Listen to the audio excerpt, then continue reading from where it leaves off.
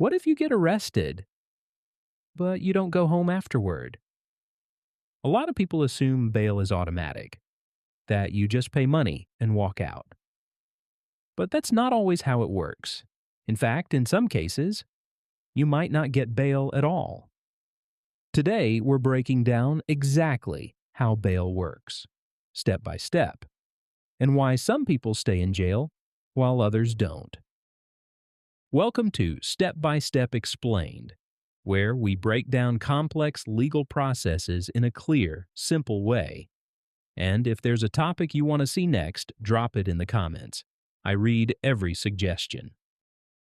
Let's start with the basics. Bail is not a punishment. It's not a fine. And it's not about guilt or innocence. Bail is simply a way to make sure that someone who's been arrested comes back to court. That's it. Instead of keeping someone in jail while their case moves forward, the court gives them the option to be released, under certain conditions. Usually that involves money. The idea is simple. If you have something at risk, like money, you're more likely to show up for your court dates. But here's the key. Bail is not guaranteed. After someone is arrested, they don't immediately get to ask for bail. First, they go through booking, where their information is recorded, fingerprints are taken, and the charges are officially logged. Then comes one of the most important steps, the initial court appearance, often called an arraignment or bond hearing. This usually happens within 24 to 48 hours. At this hearing, a judge looks at the case and decides one of three things: release the person on their own recognizance, set bail, deny bail entirely, and this decision can have a huge impact on what happens next. Let's break those down. 1. Release on recognizance, ROR. This is the best case scenario. The judge allows the person to leave jail without paying any money. All they have to do is promise to come back to court. This usually happens when the charges are less serious. The person has no criminal history, or they have strong ties to the community. Basically, the judge believes they're not a flight risk. Bail is set. This is what most people think of. The judge sets a dollar amount that must be paid for release. For example, $5,000, $10,000, or even higher. Now here's where it gets interesting. You usually don't have to pay the full amount directly. Instead, many people use a bail bondsman. A bondsman will post bail for you, but you typically pay them around 10% of the total. That fee is non-refundable.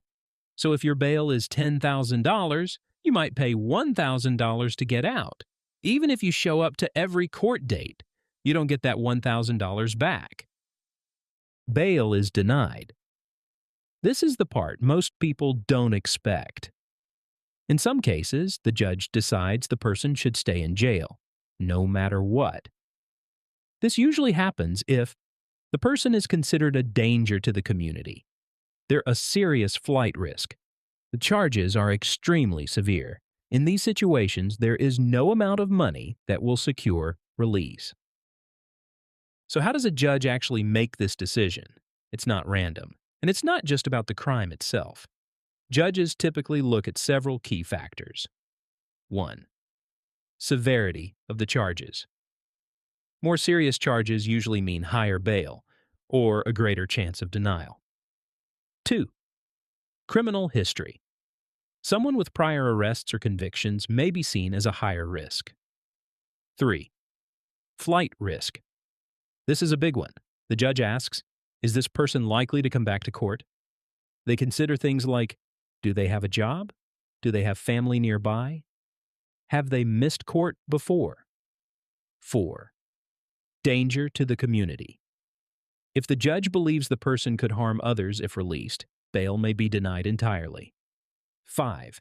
Ties to the community. Strong local connections can actually help someone get released. If you've lived in the same place for years, have a stable job, and family nearby, you're generally seen as less likely to disappear. Getting out on bail doesn't mean total freedom. In many cases, the court sets conditions. These might include no contact with certain people, staying within a specific area, drug or alcohol testing, wearing an ankle monitor. If any of these conditions are violated, the person can be arrested again and bail can be revoked. This is where things get serious. If someone skips court after being released on bail, a warrant is issued for their arrest. The bail money is forfeited, and if a bondsman was involved, they may send someone to find you. Yes, that's where bounty hunters come in. Missing court doesn't just reset things, it makes everything worse. Now let's connect it all. Why do some people stay in jail after arrest? There are three main reasons. 1. Bail was denied. No option for release. 2. Bail is too high. Even if bail is set, not everyone can afford it, even the 10% for a bondsman. 3. No access to a bondsman or support. Some people don't have the resources or connections to arrange bail quickly, so even though bail exists, it's not equally accessible to everyone. So while bail might seem simple on the surface, there's actually a lot going on behind the scenes. It's not just about money. It's about risk, judgment, and circumstances. And depending on those factors, two people charged with similar crimes can end up in completely different situations. If you found this helpful, make sure to subscribe for more step-by-step breakdowns like this. And if there's a topic you want us to cover next, drop it in the comments. I'd love to hear your ideas. Thanks for watching.